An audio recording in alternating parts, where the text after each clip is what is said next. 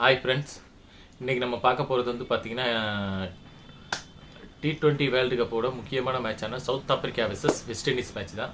Group 8ல் இந்த match வந்து ஜெயிச்சிருந்தா வெஸ்ட் இண்டீஸ் வந்து ஈஸியாக குவாலிஃபை ஆகிருக்கலாம். பட்டு மிஸ் பண்ணிட்டாங்க அப்படின்னு தான் சொல்லலாம். அடுத்த மேட்ச் பெரிய ரிஸ்க்லேயே போய் நின்றுச்சு. இந்த மேட்ச் வந்து பார்த்திங்கன்னா ஃபஸ்ட்டு வந்து சவுத் ஆப்பிரிக்கா வந்து டாஸ் வின் பண்ணி பேட்டிங் போவாங்கன்னு தான் எதிர்பார்ப்பு இருந்தது. ஆனால் அது தலைக்குப்பரா போட்டு மார்க்கம் பவுலிங் தாங்க, பவுலிங் போகிறோம் பார்த்துக்கலாம் அப்படின்ட்டாரு. சரி, நல்ல பிளானோட வர்றாருன்னு நினச்சா ஓவரே கேசவ மகாராஜாவை தூக்கி சொருகிட்டாங்க. என்னடா இது, ஓவரே 17 ரன்னு அட்டி பொழந்துட்டாரு ஹோப்பு. சரி, இன்னைக்கு ஒரு கேப்டன் இன்னிங்ஸ் ரெடியாக இருக்குது அப்படிங்கிற ஒரு மைண்ட் செட்டு தான் இருந்தது. பார்த்தீங்கன்னா அதுக்கு அடுத்த ஓவர் வந்து மார்க்கோ ஜான்சன் போட்டார்.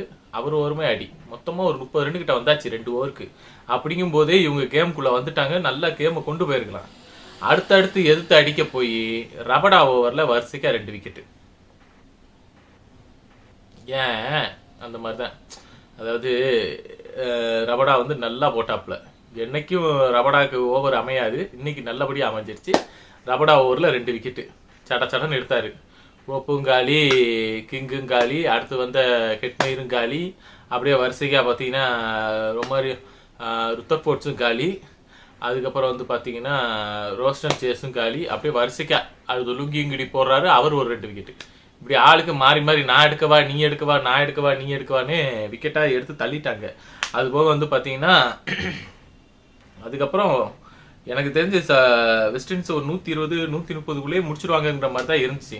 ஏன்னா பவர் பிளேலே வந்து பார்த்தீங்கன்னா 52 ரன் தான் வந்தது, ஒரு 4 விக்கெட்டுக்கு மேலே போயிடுச்சு. இதுக்கப்புறம் எங்கிட்ட இருந்து கேம் வரப்போகுதுங்கிற மாதிரி தான் இருந்தது. பட் இருந்தாலும் விக்கெட் ஒவ்வொரு 10 ரன்னுக்கு ஒருக்க விக்கெட் விழுந்துகிட்டே தான் இருந்துச்சு. வெஸ்ட் இண்டீஸால் கேமுக்குள்ளே வர முடியல. ஆமாம், ஏன்னா வெஸ்ட் இண்டீஸ் வந்து விளையாடுறது வந்து பார்த்தீங்கன்னா ஒரு அட்டாக்கிங் கேமு, ஒரு ஃபயர் கேமாக தான் ஆடுறாங்க. சுத்தணும்னு தான் பார்க்குறாங்க. ஹெட்மயர் இன்னைக்கு நின்று ஆடி இருந்தாருன்னா இன்னைக்கு நல்லா ரன் அடிச்சிருக்கலாம். எல்லா கிரவுண்டு ஒரே மாதிரி எல்லா கிரவுண்ட்லையும் எல்லா டீம் அகைன்ஸ்டுக்காகவும் ஒரே கேமே ப்ளே பண்ண முடியாது. ஒவ்வொருத்தவங்களுக்கு தகுந்த மாதிரி தான் ஒவ்வொரு மாதிரி ப்ளே பண்ணி ஆகணும். அவங்களோட பவுலிங் அட்டாக் தகுந்த மாதிரி தான் நம்ம ரியாக்ட் பண்ணி ஆகணும். அழகாக போடுறாங்க ஸ்லோவர் ஒன் மாதிரியே தெரியாது, அவங்க கையிலேருந்து வரும்போது ஸ்லோவர் ஒன் மாதிரியே தெரியாது, அந்த அளவுக்குலாம் போடுறாங்க சவுத் ஆப்பிரிக்கா. அப்படிங்கும்போது அதுக்கு தகுந்த மாதிரி ரெடி ஆகிட்டு வரலங்கிற மாதிரி தான் தெரியுது. வெஸ்ட் இண்டீஸ் ஃப்ளாட்டாக நம்ம 250 அடிக்கிறோம், சவுத் ஆப்பிரிக்கா அடிக்க முடியாதாங்கிற மாதிரி ஃப்ளாட்டாக வந்துட்டாங்க. இது லைக் அண்ட் சப்ஸ்கிரைப் மறக்காமல் பண்ணிக்கோங்க ஃப்ரெண்ட்ஸ். டெய்லி மார்னிங் வந்து 7 o'clock கிரிக்கெட் லைவ் இருக்குது. எங்கள் லோக்கல் கிரிக்கெட் டீமோட லைவ் தான் இருக்கும், ஒரே ஃபன்னாக இருக்கும். நீங்கள் கரெக்டாக கன்ஃபார்ம் லைவ் வாங்க, கமெண்ட் பண்ணுங்கள்.